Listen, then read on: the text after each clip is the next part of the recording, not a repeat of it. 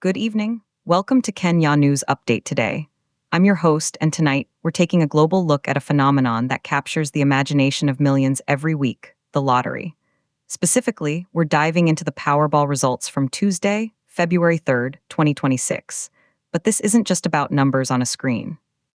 We're going to explore the cultural, economic, and psychological impact of these massive jackpot games, from the streets of Nairobi to the suburbs of America. We'll examine the mechanics, the myths, and the money. Is it harmless fun or a regressive tax on hope? We'll present multiple perspectives in this 12-minute deep dive.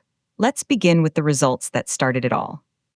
According to reports from South Africa's Citizen website, on Tuesday, February 3rd, 2026, the Powerball and Powerball Plus draws took place with a staggering R34 million in jackpots up for grabs. That's approximately 2.8 billion Kenyan shillings.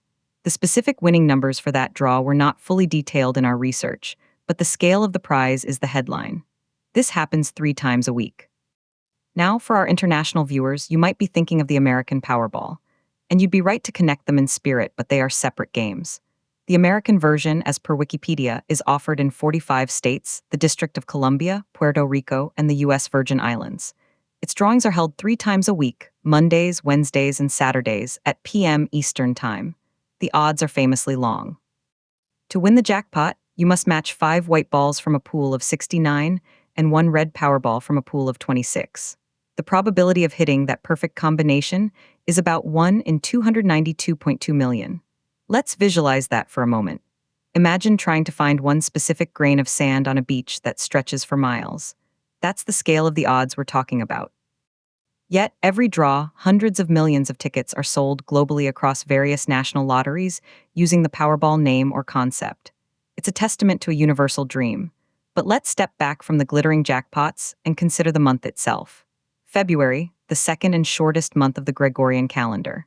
As Wikipedia notes, it has 28 days in common years and 29 in leap years. Its name comes from the Latin Februarius mensis, the month of purification, linked to ancient Roman rites of cleansing. There's an interesting juxtaposition here, a month historically associated with purification now hosting events synonymous with the chance of sudden, life-altering wealth. Does buying a ticket represent a modern ritual, a purification of one's financial woes through hope? Or is it something else entirely? To understand the global footprint, we need to look at participation. While hard global sales figures for a single day are elusive, we can extrapolate from known data. The American Powerball alone regularly sees sales exceeding 100 million tickets for a single large jackpot draw. South Africa's version is a national pastime. In Kenya, while we don't have Powerball, the spirit of the lottery is alive in various betting pools and the national lottery. The dream is borderless. But what does the research say about who plays? Studies consistently show that lottery spending is disproportionately high among lower-income households. In many jurisdictions, the data reveals that the poorest third of households buy over half of all lottery tickets. This creates a complex debate. On one side, proponents argue it's voluntary entertainment, a small price for a dream, and a significant source of state revenue that often funds education or social programs. On the other, critics label it a regressive tax on the poor and financially desperate. They point out that the expected value of a ticket is always negative. You are statistically guaranteed to lose money over time. The state, in effect, profits from a product built on infinitesimal odds. Let's bring in a comparative perspective. Consider 2 different financial approaches with the same $2 investment, roughly 250 Kenyan shillings. Option A, a Powerball ticket. The expected return is a fraction of that dollar, but with a life-altering, albeit minuscule, upside. Option B, invested in a broad market index fund. Historically, that $2 could grow to about $2.10 in a year, $4.50 in 10 years, and nearly $12 in 30 years. No jackpot, but steady, reliable growth. The psychological pull of the jackpot, however, often overrides this mathematical logic. This is known as monetary skewness preference. People are attracted to investments with a tiny chance of a huge payoff, even if the average return is poor. It's the same principle behind casino slot machines. The lottery is the most widespread and socially accepted form of this. Now, let's talk about the winners and the aftermath. We've all seen the headlines. Jackpot winner claims $500 million prize. The narrative is one of instant fairy tale. The reality is often more nuanced. A significant body of anecdotal evidence and some studies suggest that a troubling percentage of major lottery winners end up bankrupt, depressed, or estranged from family and friends within a few years. The sudden influx of wealth, coupled with a lack of financial literacy and an onslaught of requests from loved ones and strangers, can be devastating. It's a profound life change that few are prepared to handle. This leads to an ethical question for states that promote these games.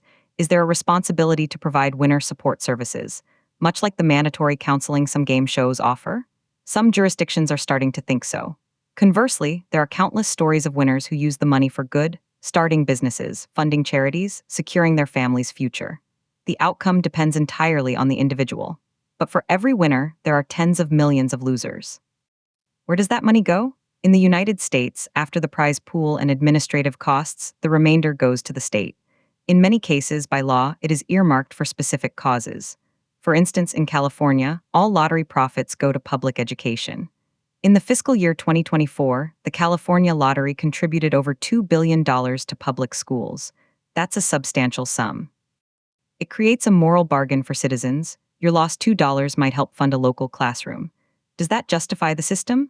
Critics argue it creates a perverse incentive for the state to encourage gambling among its most vulnerable citizens to fund essential services. It's a debate without a simple answer. Shifting our gaze back to Africa, the lottery scene is vibrant and growing. The report from South Africa highlights the local excitement. And recently, BBC journalist Clive Myrie, as noted in The Guardian Africa, embarked on an African adventure, a show packed with fun, joy, and hope.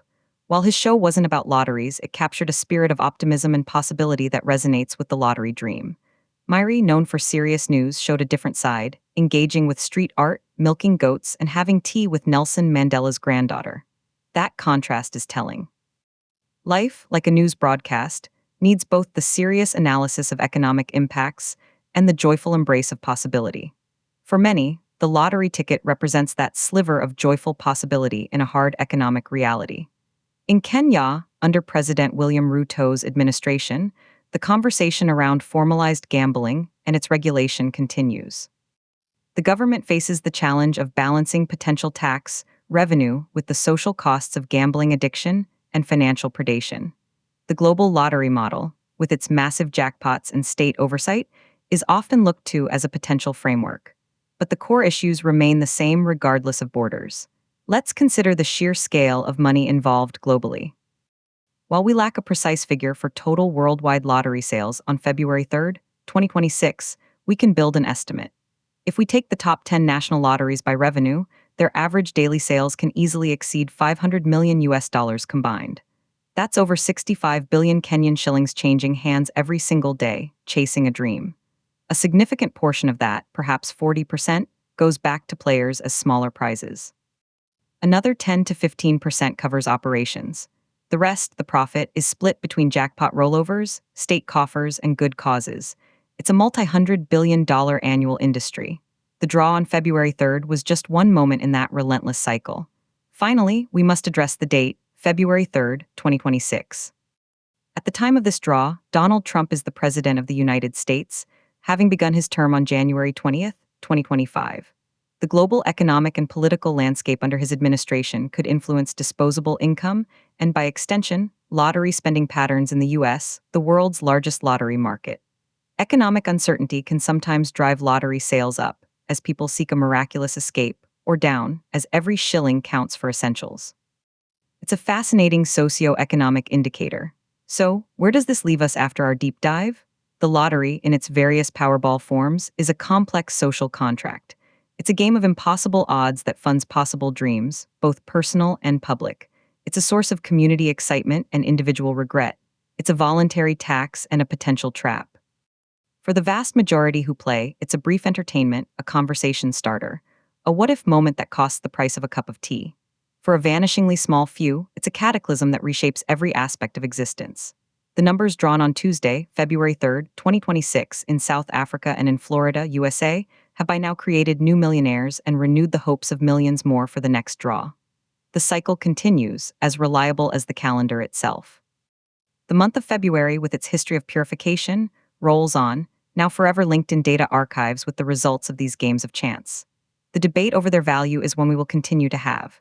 But one thing is certain: as long as there is inequality and imagination, the dream of the jackpot will persist. It is a global story of hope, probability, and human nature, told 3 times a week, one numbered ball at a time. Thank you for joining us for this analysis. Subscribe to Kenya News Update today for more in-depth stories from across the nation and the world.